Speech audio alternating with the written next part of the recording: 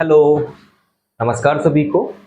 आज स्टार्ट करते हैं क्लास 12th फिजिक्स की सीरीज, जिसमें कि हम लोग स्टार्टिंग से क्लास 12th फिजिक्स के सारे टॉपिक को कवर अप करेंगे, जिसकी स्टार्टिंग होगी इलेक्ट्रोस्टैटिक्स के साथ, जो कि क्लास 12th फिजिक्स की पहली यूनिट है। एक्चुअल में ये यूनिट जो आपकी है, इसमें दो चैप्टर आते हैं। पहला चैप्टर है आपका इलेक्ट्रिक चार्जेस एंड फील्ड और दूसरा है इलेक्ट्रिक पोटेंशियल एंड कैपेसिटेंसेस। अगर इसी में एक चैप्टर और जोड़ दें आप, करंट इलेक्ट्रिसिटी, तो अगर इन तीन चैप्टर को हम लोग कंप्लीट कर लेते हैं तो ये हमें एनुअल एग्जाम में 16 मार्क दिलाते हैं। 16 नंबर आपके एनुअल एग्जाम के पर्पज से कंप्लीट होती है। यूनिट थोड़ी सी लेंदी है, बट इसमें जो बेसिक कॉन्सेप्ट्स हैं वो बदल के नहीं आते। जो भी कॉमन अगर हमने पकड़ लिया इसको तो फिर ये क्लियर हो जाती है। तो आइए स्टार्ट करते हैं इसको और समझने का प्रयास करते हैं। जैसे लिखा हुआ है वर्ड इलेक्ट्रोस्टैटिक्स, तो इलेक्ट्रो वर्ड आते ही दिमाग में आ जाता है कि ये इलेक्ट्रॉन होगा और स्टैटिक मींस रेस्ट। बट यहां इलेक्ट्रो मींस इलेक्ट्रॉन से नहीं है, इलेक्ट्रो मींस होता है इलेक्ट्रो वर्ड जैसे लिखा हुआ है, तो ये वर्ड यूज हो रहा है चार्ज के लिए। अब इलेक्ट्रो ही क्यों लिखा, अगर इस पे हम लोग जाएंगे तो उसके लिए एक थ्योरी है, मैं आपको समझाने का प्रयास करूंगा। बट पहले समझ लेते हैं कि electro means charge. Electro means क्या? चार्ज।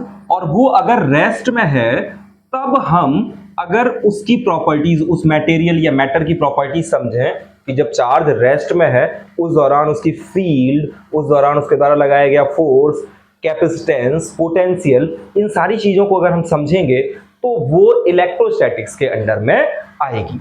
अब चार्ज जब रेस्ट में है उनकी प्रॉपर्टीज समझनी है, तो बेसिकली हमें उसके लिए पता होना चाहिए rest mass of electron and proton, क्योंकि हमें पता है चार्ज दो प्रकार के होते हैं, इलेक्ट्रॉन और एक proton. Electron negatively charge, proton positively charge. अगर आपसे कहा जाए कि रेस्ट मास ऑफ प्रोटॉन की बात करें तो हमें पता है वो होता है 1.67 into 10 to the power -27 kg। इतना मास होता है आपका प्रोटॉन का। और सिमिलरली अगर उसी जगह बात करी जाए रेस्ट मास ऑफ इलेक्ट्रॉन की, तो वो इससे बहुत कम होता है, जो कि होता है 9.1 into 10 to the power -31 kg। अगर इनको कंपैरिजन करें कि मास ऑफ प्रोटॉन कितना बड़ा है in comparison of mass of electron, तो वो निकल के आता है 1836 टाइम्स। इतना छोटा है इलेक्ट्रॉन, या कह सकते हैं आप इतना बड़ा है प्रोटॉन, किसके कंपैरिजन में? इलेक्ट्रॉन के। अब ऐसे सोचो, एक एग्जांपल के थ्रू समझने का प्रयास करते हैं कि अगर एक इंसान 1 kg का है, एक इंसान 1836 kg का है, इतना ह्यूज अमाउंट है उसके, इतना ह्यूज वेट है उसका, और सेम धक्का लगाना है आपको, सेम फोर्स लगाना है, तो कौन सबसे पहले ट्रेवल करेगा? तो डेफिनेट से आपका आंसर होगा कि भैया जिसका मास 1 kg है, अगर हम उस पर धक्का लगाएंगे और एक जो 1836 kg है, तो पहले 1 kg वाला ट्रेवल कर जाएगा, 1836 वाला ट्रेवल नहीं करेगा। बस यही कॉन्सेप्ट यूज होता है, क्योंकि हैवियर मास है प्रोटॉन, तो लगने वाले पोटेंशियल के कारण हमेशा इलेक्ट्रॉन ट्रेवल करने लगता है पहले, और प्रोटॉन उसके कंपैरिजन में ट्रेवल नहीं करता। इसीलिए हर जगह नाम इलेक्ट्रो वर्ड सुना होगा आपने, इलेक्ट्रिसिटी सुना होगा। अगर प्रोटॉन भी सेम वर्क कर रहा होता तो वो प्रोटोनिसिटी हो सकता था या प्रोटोस्टैटिक्स हो सकता था। बट वर्ड इलेक्ट्रोस्टैटिक क्यों है? क्योंकि इलेक्ट्रॉन मूव करता है, तो इलेक्ट्रॉन का नाम हुआ। अब इनके जब मासेस को हमने जान लिया, बट है क्या सबसे सिमिलर चीज क्या है चार्ज के कंपैरिजन में, कि इन दोनों ही पार्टिकल्स के ऊपर, चाहे प्रोटॉन हो चाहे इलेक्ट्रॉन हो, इनके ऊपर जो चार्ज है वो पाया गया ±1.6 into 10 to the power -19 coulomb. Coulomb charge की यूनिट है, ये हमें 10th क्लास से मालूम है, कूलाम चार्ज की यूनिट है। और जो इनके ऊपर चार्ज है, चाहे प्रोटॉन हो चाहे आपका इलेक्ट्रॉन हो, दोनों के ऊपर चार्ज सेम है। अब मतलब काम इनके द्वारा सेम होगा, बट एक को चलाने के लिए बहुत ताकत लगानी है और एक को चलाने के लिए कम ताकत लगानी है। तो डेफिनेट सी बात है कि इसीलिए हम लोग या हमें हर जगह इलेक्ट्रॉन चलता हुआ दिखाई देता है। आगे बात करते हैं कि जैसे प्रोटॉन पता चल गया, हमें प्रोटॉन के ऊपर चार्ज पता चल गया, इलेक्ट्रॉन के ऊपर चार्ज पता चल गया, इनके रेस्ट मास पता चल गए। अब इनके बीच के इंटरेक्शन की बात करें, तो अगर इंटरेक्शन की बात करें, जैसे कोई दो इलेक्ट्रॉन है, मान लेते कोई एक इलेक्ट्रॉन ऐसे है और एक इलेक्ट्रॉन ऐसे है, और इनको अगर हमने एक सेपरेशन मान लेते हैं 1 सेंटीमीटर दूर रखा, इतनी दूर रखा, चूंकि हमें इनके ऊपर मास पता है कि दोनों इलेक्ट्रॉन का मास क्या होता है 9.1 into 10 power minus 31 kg, 9.1 into 10 power minus 31 kg, इसके ऊपर भी वही है। जब हमने इनका ग्रेविटेशनल फोर्स लगा निकालने का प्रयास किया G m1 m2 upon R square वाले फॉर्मूले से, तो वो जो निकल के आया वो वैल्यू निकल के आई approx 5.5 into 10 to the power minus 67 newton. एक इतना बहुत छोटा सा फोर्स निकल के आया इनके मासेस के कारण, और वो फोर्स कैसा था, अट्रैक्टिव इन नेचर। हमें पता है ग्रेविटेशनल फोर्स जो होता है वो अट्रैक्टिव होता है नेचर में, मतलब force of attraction between two electrons निकल के आया इतना। बट इन रियलिटी जब इलेक्ट्रोस्टैटिक फोर्स को निकालने का प्रयास किया गया with the help of coulomb law, उसको जब निकालने का प्रयास किया गया, कूलम्ब लॉ भी आगे हम लोग चैप्टर में पढ़ेंगे, उसके कंपैरिजन जब उससे निकालने का प्रयास किया तो वो निकल के आया 2.3 into 10 to the power minus 24 newton, जो कि रिपल्सिव था नेचर में। जो कैसा था, रिपल्सिव, जो नेचर में आपका कैसा था, रिपल्सिव। रिपल्सिव का मतलब कि वो इलेक्ट्रॉन एक दूसरे को रिपेल कर रहे थे। अब अगर गौर करें आप इनके कंपैरिजन की, यहां माइनस 67 पावर है और यहां कितनी है, माइनस 24, मतलब जो इलेक्ट्रोस्टैटिक फोर्स है या इलेक्ट्रिक फोर्स है वो in comparison of gravitational force उसकी वैल्यू बहुत ज्यादा निकल के आई। इसलिए हमेशा इलेक्ट्रोस्टैटिक फोर्स हमें दिखाई देगा, इसीलिए इलेक्ट्रॉन एक दूसरे को रिपेल करते हैं, ना कि अट्रैक्ट करते हैं। तो सिमिलरली अगर हम बात करें प्रोटॉन की, तो प्रोटॉन क्या होगा, जब हम दो प्रोटॉन के बीच में इंटरेक्शन निकालने का प्रयास करेंगे, जब वो 1 सेंटीमीटर दूर हो, तो हमें प्रोटॉन का मास हम लोगों को मालूम है, मास ऑफ प्रोटॉन होता है 1.6 into 1.67 into 10 to the power minus 27 kg। और जब इसको इस फॉर्मूले में रखेंगे F equals to capital G m1 m2 upon R square, इस वैल्यू, इससे जब वैल्यू निकालने का प्रयास करेंगे तो वैल्यू निकल के आएगी F ग्रेविटेशन वाली 1.9 into 10 to the power minus 60 newton, इतना फोर्स निकल के आएगा। बट फिर से जैसे, क्योंकि चार्ज हमें पता है इनके ऊपर चार्ज होता है 1.6 इंटू 10 पावर माइनस 19 कूलम, उससे जब F इलेक्ट्रिक निकालेंगे, इलेक्ट्रिक फोर्स निकालने का प्रयास करेंगे, तो वो फिर से निकल के आता है, जो कि इलेक्ट्रॉन के केस में निकल के आया था 2.3 into 10 to the power minus 24 newton. अब अगर इनके कंपैरिजन में देखा जाए तो ये 60 है और ये 24 है, तो ये 24 बहुत बड़ी वैल्यू है इन कंपैरिजन ऑफ 60। इसीलिए हमेशा हमें क्या होता है कि ग्रेविटेशनल फोर्स ऑफ अट्रैक्शन दिखाई नहीं देता। ये एक अट्रैक्टिव फोर्स है, बट ये एक रिपल्सिव फोर्स है जो रिपल करता है। दो प्रोटॉन एक दूसरे को रिपल करते हैं, दो इलेक्ट्रॉन एक दूसरे को रिपल करते हैं। इन केस ऑफ न्यूट्रॉन जो वैल्यू आई ग्रेविटेशन की, तो वैल्यू ये आई जब जो आपस में अट्रैक्ट करते हैं, बट इलेक्ट्रिक फोर्स की वैल्यू 0 निकल के आती है। तो अब आगे बात करते हैं कि चार्ज को क्रिएट कैसे किया जा सकता है। तो जो सबसे पहला मेथड था उसको समझने का प्रयास करते हैं। सबसे पहला मेथड जो चार्ज क्रिएशन का है वो है फ्रिक्शन का।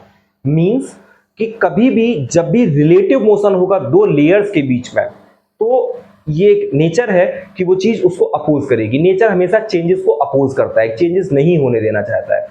चेंजेस जब जब होते हैं तो फिर डिग्रेड होना स्टार्ट हो जाती है, वो चीज वो घटना स्टार्ट हो जाती है। तो जैसे दो लेयर हैं उनके बीच में रिलेटिव मोशन, ऐसे अगर हम हथेलियों को रगड़ते हैं तो होता क्या है, ये गर्म हो जाते हैं। गर्म होने का रीजन क्या है कि जब आप आपस में इनको रगड़ोगे तो रिलेटिव मोशन होगा, वो बॉडी ये चाहेगी या नेचर ये चाहेगा कि इसमें चेंजेस ना आए। चेंज ना आए तो उसके लिए वो रेजिस्टेंस लगाएगा, और रेजिस्टेंस लगाएगा तो वहां एनर्जी रिलीज होगी। और एनर्जी रिलीज होने से क्या है कि वो एनर्जी इलेक्ट्रॉन्स को मिलेगी, और इलेक्ट्रॉन रैंडमली या तो इस सरफेस पे या इस सरफेस पे आपस में ट्रांसफर होने का प्रयास करेंगे। और ऐसा हर केस में होता है। अब चूंकि जब मटेरियल सेम हो तो जो चार्ज ट्रांसफर होता है, अपनी बॉडी है तो वो चार्ज ट्रांसफर हमें दिखाई नहीं देगा। लेकिन इसी कंपैरिजन में, जैसे मेरा आप एक शॉर्ट का वीडियो देख सकते हैं जिसमें मैंने बालों में बलून को रब किया है, उसके बाद मैंने आपको दिखाया कि कैसे वो एक दूसरे बलून को रिपेल कर रहा है, प्लस मेरे हाथ की तरफ वो अट्रैक्ट होता दिखाई दे रहा है। आपको, आप उसमें देखोगे तो आपको दिखाई देगा। तो उसी चीज को समझते हैं कि पहला जो तरीका है चार्ज क्रिएशन का, वो पहला तरीका है आपका फ्रिक्शन। पहला तरीका है आपका फ्रिक्शन तो मतलब अगर आपसे कभी क्वेश्चन किया जाए कि सबसे पहले चार्ज कैसे क्रिएट किए गए तो आप बताओगे फ्रिक्शन के द्वारा सबसे पहले चार्ज क्रिएट हुए थे। अब फ्रिक्शन हुआ, दो सरफेसेस को रब करोगे तब हो जाएगा। ये कैसे हो सकता है? अगर आपने सर्दियों में कपड़े पहनो तो ब्लैंकेट में एक बार चट चट चट चट आवाज कभी काफी सुनी होगी। कभी कभी ऐसा होता है कि किसी दूसरे इंसान को टच किया और ऐसा लगा कि करंट लग गया, वो भी स्टैटिक इलेक्ट्रिसिटी का काम है, क्योंकि जब आप पैरों से मतलब जब आप चल रहे होते हो तो उस दौरान रिलेटिव मोशन अर्थ के साथ होता है, तो अर्थ से कुछ चार्ज अपने ऊपर ट्रांसफर होता है। अब चूंकि हम लोग चप्पल पहन के रखते हैं, अब चप्पल से क्या होता है कि चप्पल एक इंसुलेटर है, इंसुलेटर चार्ज को जहां स्टोर करता है वो वहीं रहता है उसके पास, क्योंकि वो कंडक्ट नहीं करता उस चीज को। इस चीज को हमें ध्यान में रखना होता है। तो स्टैटिक चार्ज हमारे ऊपर आ जाता है और वो फिर एक स्टैटिक, जैसे हम दूसरे किसी कंडक्टर को टच करते हैं तो फिर एक स्टैटिक डिस्चार्ज होता है, इसलिए वो चट सी आवाज हमें सुनाई देता है। या फिर कुर्सी के आसपास कभी आप गए हो और ऊनी कपड़े पहन रखे हैं, उतार के जैसे कुर्सी के बगल से निकलो तो ऐसा लगता है जैसे ये रोए खड़े हो रहे हैं। तो वो सारा काम किसका है? स्टैटिक चार्ज का, जो कि अपनी बॉडी के ऊपर डेवलप हुआ होता है। और जैसे ही वो एक किसी इंसुलेटर के पास जाता है जो पहले से चार्ज है किसी कारण से, तो फिर या तो अट्रैक्शन या रिपल्सन हमें दिखाई देता है। तो पहला जो मेथड होता है वो होता है फ्रिक्शन का। बट फिर दूसरा मेथड जो होता है, पहला मेथड ये हुआ चार्जिंग का, दूसरा मेथड होता है आपका कंडक्शन का।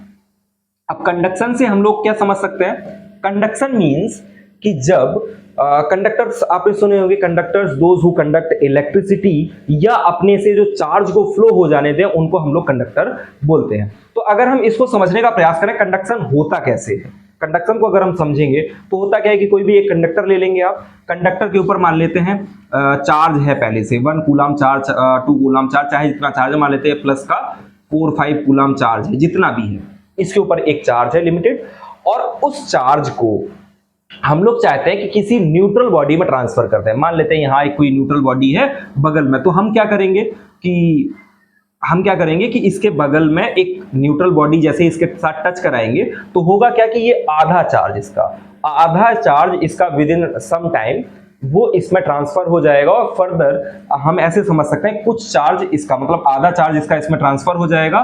तो कंडक्शन मेथड के दौरान होता क्या है कि बॉडी से ही, जैसे इसके पास 1 कूलम चार्ज था अगर, या कह सकते हैं इसके पास अगर 2 कूलम चार्ज है, ऐसा लेके चले, तो होगा क्या एट द एंड, अगर शुरुआत में इसके पास 2 कूलम चार्ज तो 1 कूलम चार्ज इसके पास हो जाएगा और 1 कूलम चार्ज इसके पास हो जाएगा। ये मेथड है आपका कंडक्शन का। कंडक्शन के मेथड में चार्ज इक्वली ट्रांसफर हो जाते हैं। फ्रिक्शन में कितने होंगे हमें नहीं पता, कंडक्शन में वो इक्वली ट्रांसफर होंगे। और थर्ड मेथड आपका होता है इंडक्शन का, जो कि सबसे इंपॉर्टेंट है पूरा क्लास 12 फिजिक्स को अगर हम लोग समझेंगे तो उसमें इंडक्शन हमें देखने को बहुत जगह मिलेगा। हालांकि इंडक्शन वर्ड आप लोगों ने घर में भी सुना होगा, इंडक्शन कुकर आने लगे हैं, इंडक्शन आपका एक आता है जिसपे आप चाय वगैरह बना लेते होगे घर में। तो वो इंडक्शन किस पे वर्क करता है ये सारा आपको 12th क्लास में समझ में आएगा कि अच्छा ये चीज होती है।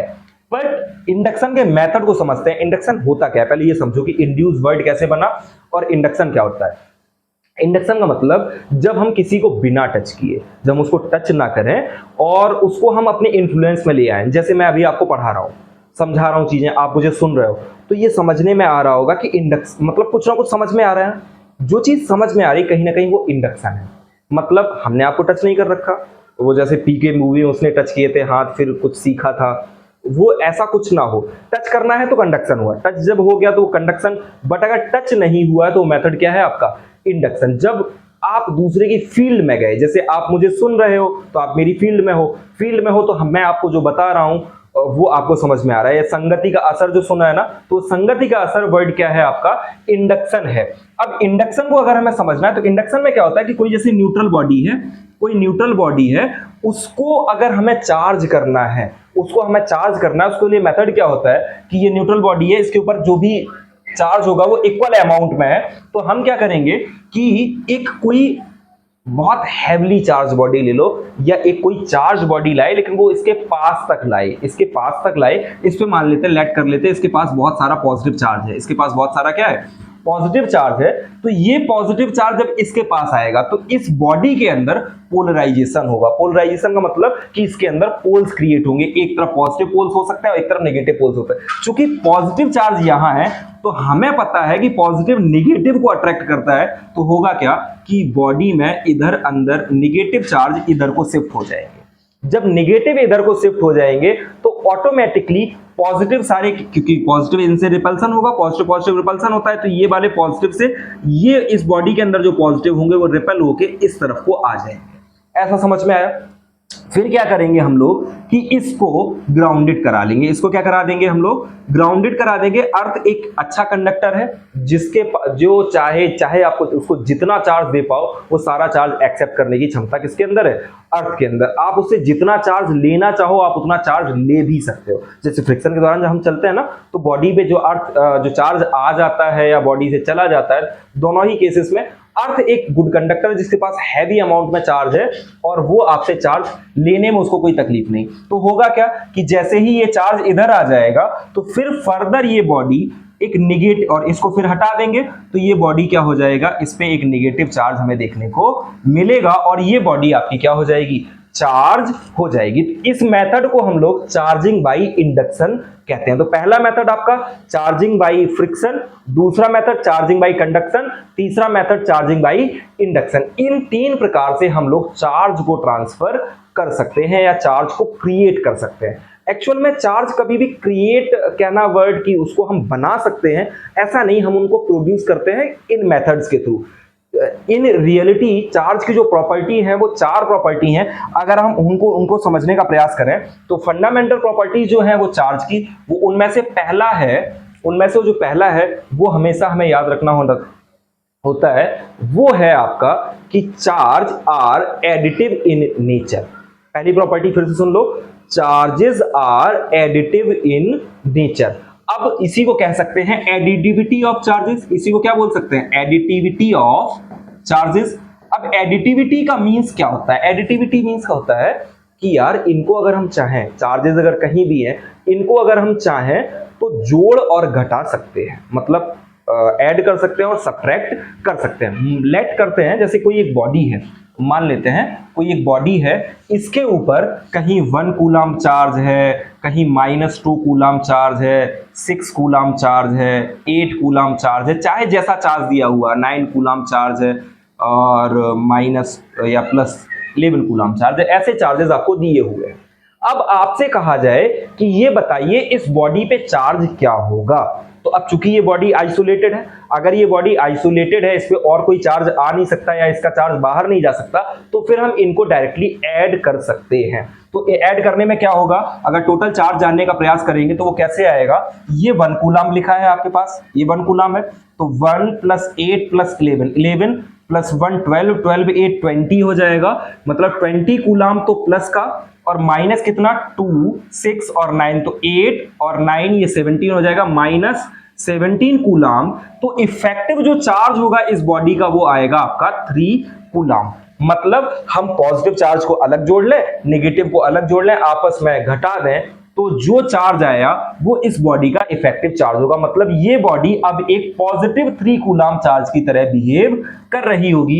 इस प्रॉपर्टी को, चार्ज की इस प्रॉपर्टी को एडिटिविटी बोलते हैं। इस पे बेस्ड कभी कभी छोटे छोटे न्यूमेरिकल्स आ जाते हैं। कोई एक बॉडी दे दी जाएगी आपको, एक एक नंबर के कभी क्वेश्चंस बनते हैं। अगर बोर्ड एग्जाम्स बनेंगे तो क्या बनेगा, 1 नंबर का क्वेश्चन बन सकता है, जनरली बनता नहीं है क्योंकि ये आपके लिए माना जाता है कि ये एक कॉमन चीज है जो आपको आनी ही चाहिए। सेकेंड जो प्रॉपर्टी होती है वो इसका कहा जाता है कंजर्वेटिव नेचर। तो कंजर्वेशन ऑफ चार्ज की बात करें, किसकी बात करें, जब कंजर्वेशन ऑफ कभी भी ऐसे, जैसे कंजर्वेशन ऑफ मोमेंटम सुना होगा, कंजर्वेशन ऑफ एनर्जी सुना होगा, ऐसे ही आपका एक कहा गया वर्ड कंजर्वेशन ऑफ चार्ज की। अब कंजर्वेशन ऑफ चार्ज मींस क्या कि किसी भी आइसोलेटेड सिस्टम में जो चार्ज होगा वो हमेशा फिक्स रहेगा। कभी भी एक आइसोलेटेड सिस्टम है, जैसे कि वो पिछले आपको दिखाया, जो जैसे आपका ये पिछला था, इसमें जो ये चार्ज होगा अगर ये फिक्स है तो ये हमेशा 3 कूलम चार्ज है।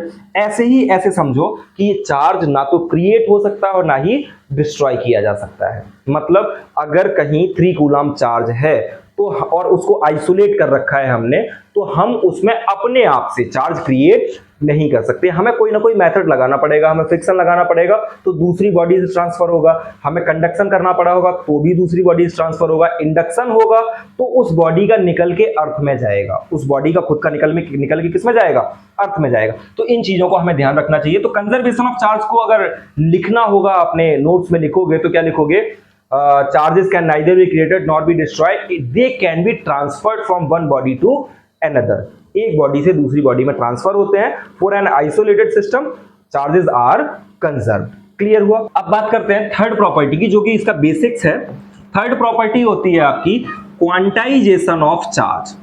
क्वांटाइजेशन ऑफ चार्ज की बात करें अगर हम, क्वांटाइजेशन का मतलब क्वांटा वर्ड जब कभी भी आ जाए दिमाग में, मतलब कभी भी आपके सामने अगर क्वांटा वर्ड आ जाए तो क्वांटा वर्ड को ऐसे समझा करो जैसे कभी चिप्स खरीदे आपने, चिप्स की एक माला होती है तो उसमें फिक्स्ड अमाउंट के चिप्स भरे हुए हैं, इतने 10 ग्राम 20 ग्राम जितने भी चिप्स भरे हैं, तो वो एक क्वांटा है। वो वर्ड का मतलब होता है क्वांटा। क्वांटा कहीं ना कहीं क्वांटिटी फिक्स जब होगी तो वो क्वांटा होता है।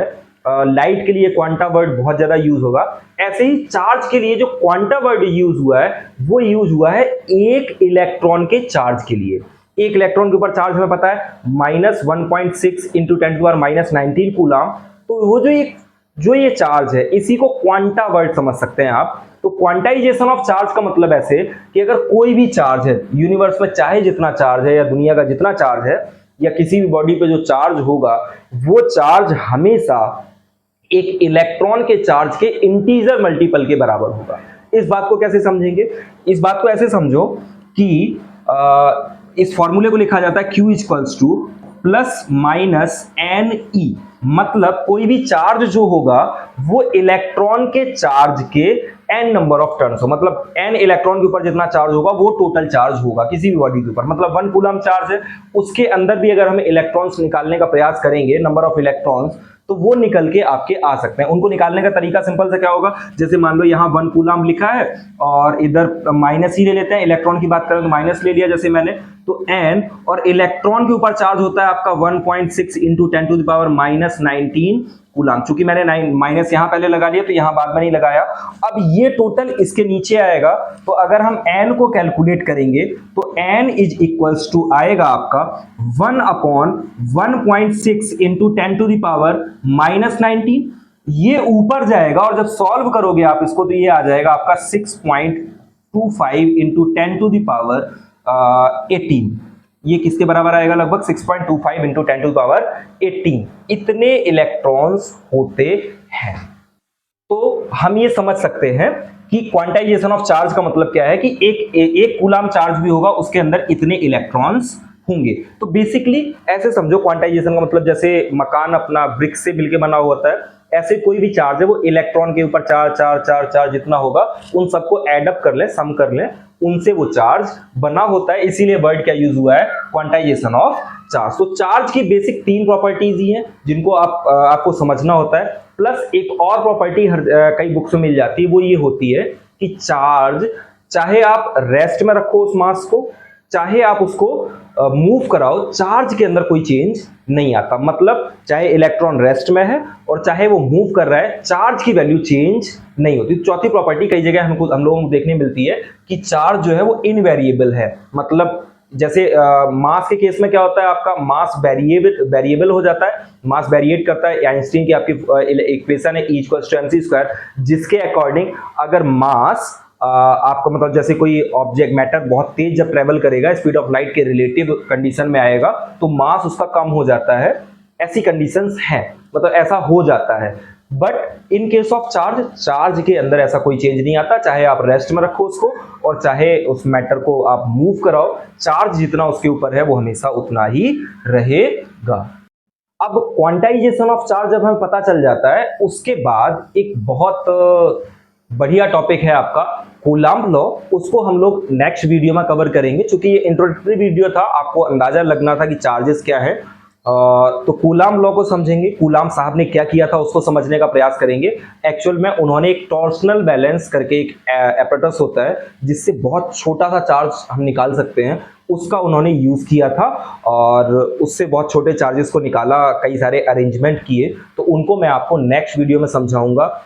फिर नेक्स्ट वीडियो में आपकी इलेक्ट्रिक फील्ड की बातें करेंगे, प्रॉपर्टीज ऑफ इलेक्ट्रिक, मतलब जो चार्ज है उनके कारण इलेक्ट्रिक फील्ड की वैल्यूज क्या हैं, फोर्सेस से रिलेटेड न्यूमेरिकल्स की बात करेंगे। तो अगला वीडियो और बड़ा सा वीडियो आएगा, तब तक के लिए अपना जो भी न्यूमेरिकल्स हैं उनको, मतलब इससे रिलेटेड जो न्यूमेरिकल्स हैं उनको करने का प्रयास करो और पढ़ाई करते रहो।